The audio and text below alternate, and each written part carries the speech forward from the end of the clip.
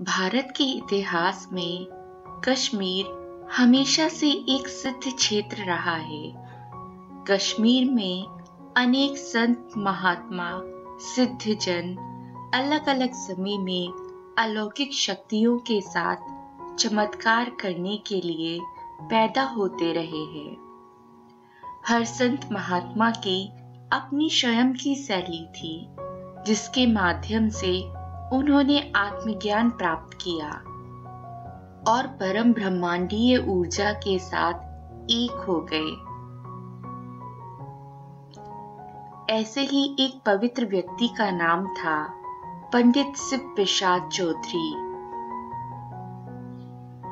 जो सिद्ध गति को प्राप्त करने के बाद खटखटा बाबा के रूप में लोकप्रिय हो गए। उनके भक्त बहुत बड़ी संख्या में फैले हुए थे। यद्यपि उनकी आध्यात्मिकता का स्तर यूपी में देवरिया के प्रसिद्ध संत के समान था। वे देवराहा बाबा के रूप में जाने जाते थे। दुर्भाग्यवश उनके बारे में और उनकी अलौकिक शक्तियों के बारे में बहुत कुछ नहीं लिखा गया है। यहाँ तक कि उनका कोई चित्र भी नहीं प्राप्त होता है। ठाकुर प्रसाद चौधरी, जो 1830 में अपनी परंपरागत शिक्षा पूरी करने के बाद लखनऊ में पैदा हुए और दिल्ली में एक तहसीलदार बन गए थे। वे अपने परिवार के सदस्यों के साथ बाजार सीताराम की गली प्रेम नारायण में रहते थे। उनके 2 बेटे थे, जानकी प्रसाद और शिव प्रसाद। जानकी प्रसाद बहराइच में डिप्टी कलेक्टर के रूप में तैनात हुए। ठाकुर प्रसाद चौधरी का छोटा बेटा पंडित शिव प्रसाद चौधरी का जन्म 1859 में अपने पैतृक घर में हुआ था। तक उनका परिवार कश्मीर से आकर दिल्ली की गली प्रेम नारायण सीताराम बाजार में पूरी तरीके से बस चुका था। दिल्ली कॉलेज से अपनी शिक्षा पूरी करने के बाद 1875 में वे रायबरेली के कलेक्टर नियुक्त हुए।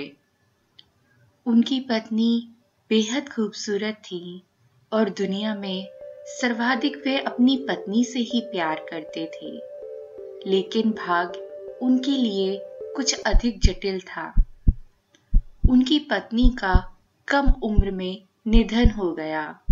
उस दौरान बच्चे को जन्म देने के दौरान एंटीबायोटिक दवाओं की खोज नहीं हुई थी और ऐसी जटिलताओं के कारण बहुत बड़ी संख्या में महिलाएं मर जाती थीं। इस दुखद घटना ने पंडित शिव प्रसाद चौधरी और उनकी आत्मा को पूरी तरीके से हिलाकर रख दिया। अचानक उनकी सांसारिक रुचि खत्म हो गई। उन्होंने अपनी सरकारी नौकरी से इस्तीफा दे दिया।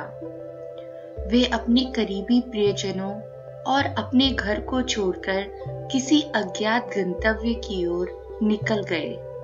प्रिय श्रोताओं, अभी भी एक महान रहस्य है कि घर छोड़ने के बाद वे कहाँ गए, कहाँ रहे, किस आध्यात्मिक गुरु के मार्गदर्शन में उन्होंने आत्मज्ञान को प्राप्त किया। सन 1875 से लेकर 1886 तक वे गहन साधना में तल्लीन रहे, लेकिन कोई प्रमाण नहीं मिलता।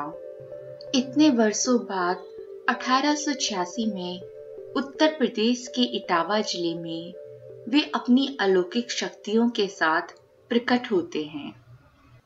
पूरा इटावा शहर उस समय कोलेरा महामारी की पकड़ में था। इस भयानक बीमारी के कारण बहुत से लोग हर रोज मर रहे थे। उन्होंने न केवल इस रोग से कई लोगों के जीवन को अपने जादू के स्पर्श से बचाया, बल्कि पूरी तरीके से इस रोग का उन्मूलन किया और वह रोग रातों रात शहर की सीमा से गायब हो गया। इस तरह अपनी अलौकिक शक्तियों के कारण वे रातों रात जनता के साथ काफी लोकप्रिय हो गए। लोगों ने उन्हें संत की तरह पूजना शुरू कर दिया, जो कि इटावा की सड़कों पे वे हाथों में एक गदा और पैरों में लकड़ी की खड़ाऊ पहनकर चलते थे। जब बाबा चलते थे तो खड़ाऊ से खटखट की आवाज निकलती थी, इसलिए भक्तों ने प्यार और सम्मान से उन्हें खटखटा बाबा कहना शुरू कर दिया। खटखटा बाबा के स्पर्श से ही जटिल से जटिल रोगों का उपचार हो जाता था। शीघ्र ही उनकी अलौकिक शक्तियों की कहानियों ने अलग अलग दिशाओं में विस्तार लेना शुरू कर दिया। पूरे देश से लोग इटावा आ रहे थे ताकि खटखटा बाबा के दर्शन और आशीर्वाद मिल सके। खटखटा बाबा ने गहन ध्यान और कुछ आध्यात्मिक गतिविधियों के लिए ग्वालियर बाईपास से 4 किलोमीटर दूर इटावा आगरा राष्ट्रीय राजमार्ग पर यमुना नदी के तट पर अपने आश्रम की स्थापना की। उनकी अलौकिक और आध्यात्मिक शक्तियों के बारे में कई दिलचस्प कहानियां हैं।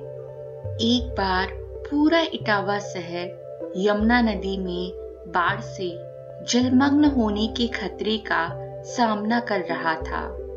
बाढ़ का पानी उनके आश्रम में प्रवेश करना शुरू कर दिया। आश्रम, जो कि नदी के विस्तार से काफी ऊंचाई पर स्थित था, बाबा ने मूसा की तरह नदी के जल प्रवाह पर ताकत के साथ अपनी गदा फेंक दी और यमुना नदी के जल स्तर ने वहां से घटना शुरू कर दिया।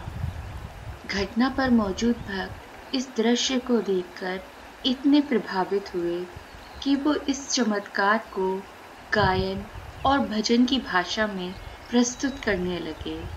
खटखटा बाबा के निर्वाण के बाद भक्तों ने उनकी समाधि के साथ एक मंदिर का भी निर्माण करवाया। बाद में इस परिसर में एक संग्रहालय भी बनाया गया था, जिसमें खटखटा बाबा के पवित्र अवशेषों को अच्छी तरह से संरक्षित रखा जाए। खटखटा बाबा प्रत्येक सुबह 10 बजे डोली लेकर भिक्षा लेने शहर जाते थे। जनता उनको बहुत प्यार करती थी। सभी चाहते थे कि बाबा आज हमारे द्वार पर आए और हमारे घर से भिक्षा लें। बाबा रोटियों से भरी उस झोली को यमुना जी में डुबो देते, यानी कि सर्वप्रथम भोग यमुना जी को लगाते, फिर झोली को एक इमली की डाली पर लटका देते थे। 4 बजे तक झोली पेड़ पर लटकती रहती थी। फिर बाबा स्वयं खाते और बाकी बंदरों को खिला देते थे। फटी कमली के सिवा कोई वस्त्र पास नहीं रखते थे। इस प्रकार इटावा के उस डिप्टी कलेक्टर बाबा ने इटावा में ही 12 साल घोर तपस्या की।